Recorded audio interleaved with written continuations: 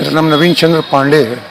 पांडे जी, आज आप डीएम कार्यालय आए हैं, क्या समस्या है? हम लोग डीएम को हम लोग रेजिडेंट वेलफेयर एसोसिएशन है हमारी फ्लैट ऑनर्स की, उसके हम लोग ऑफिस बेयरर्स और मेंबर्स हैं। जी। हम लोगों को अपनी कुछ समस्याओं को लेके डीएम को ज्ञापन देने आए थे, जो हम लोगों ने डीएम साहब के पास पहुंचा दिया है। किस जगह मुख्य समस्या ये है, मैं बताता हूँ। हमारा जो टावर है वो रुहेलखंड बाउंड्री वॉल के बगल में, पुलिस चौकी के बिल्कुल बगल में है। उसमें 9 फ्लोर हैं, 70 फैमिलीज की एकोमोडेशन है। अभी करीब करीब 50 फैमिलीज रहती हैं। और सामने की साइड में, सड़क की साइड में, उसमें 2 छोटे से कॉमर्शियल कॉम्प्लेक्स में, एक में तो रिलायंस जियो वालों का ऑफिस है, एक में एक कॉफ़ी बार कैफ़े टाइप का आज से 2 साल पहले खुला था। 2 साल से खुला था, तब हमें कोई परेशानी नहीं थी, हमारे बगल में कॉफ़ी शॉप खुल जाए। लेकिन बाद में उसको बार का लाइसेंस मिल गया। बार के लाइसेंस में भी शायद हमें कोई परेशानी ना होती। अब उसने धीरे धीरे उसको इतना विकसित कर दिया है कि एक तो सीटिंग अरेंजमेंट बाहर कर लिया है कई लोगों के लिए। जब सीटिंग अरेंजमेंट बाहर हो गया है तो उसके यहाँ आने वाले ग्राहकों की कारों के लिए कोई जगह नहीं होती। वो यह सारी गाड़ियाँ हमारी गेट में और हमारे एंट्रेंस में लगा देते हैं। हमारे एंट्रेंस में जब गाड़ियाँ लग जाती हैं तो हमारी आने जाने वाली गाड़ियाँ सड़क में रुक जाती हैं, जिसके वजह से सड़क में ट्रैफिक जाम हो जाती है घंटों का। ये तो पहला प्रॉब्लम है।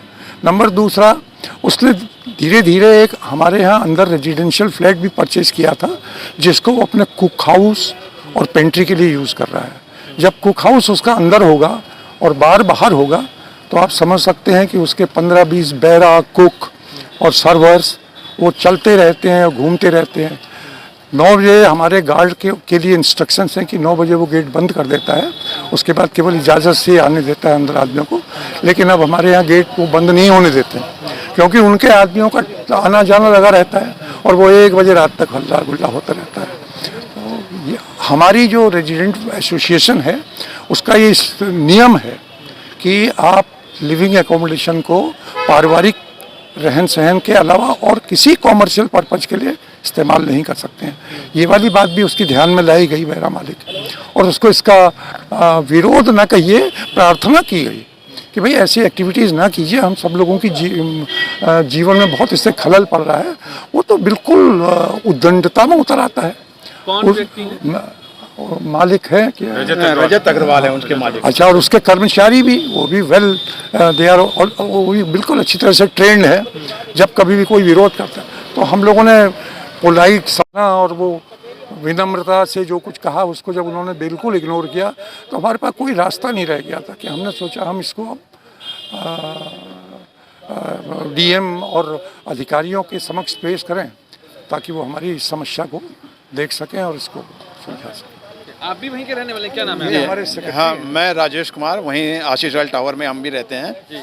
और हमारा बहुत अच्छे अच्छे लोग वहाँ पे, बड़े मतलब अच्छी पदों पे काम करने वाले लोग वहाँ रहते हैं। और उसके बावजूद इस शख्स ने इतना वहाँ पे उद्दंड मचा रखा है कि शाम को अगर आप लोग वहाँ आके देखिए तो ऐसी भीड़, ऐसा उसका म्यूज़िक बजता है। और अब तो एक वो डिस्को भी वहाँ बना रहा है, ये सुनाई पड़ा है कि वो कैफ़े के ऊपर एक डिस्को भी खोलने जा रहा है, जिसके बाद तो पता नहीं वहाँ पे वो क्या करेगा।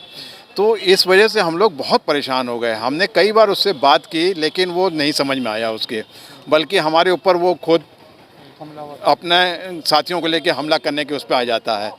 तो फिर हमारा पास अब यही एक आखिरी बचा कि हम चल के अब डीएम साहब, एसपी साहब, इन सब से अपनी शिकायत करें और उनसे हम आग्रह करें कि कृपया हमें इस चीज़ से जो है छुटकारा दिलाया जाए, जो कि इसने यहाँ पे उत्पात मचा रखा है। आपका क्या नाम है? मैं हरीश चंद्र हूँ, मैं भी उसी सोसाइटी में रहता हूँ।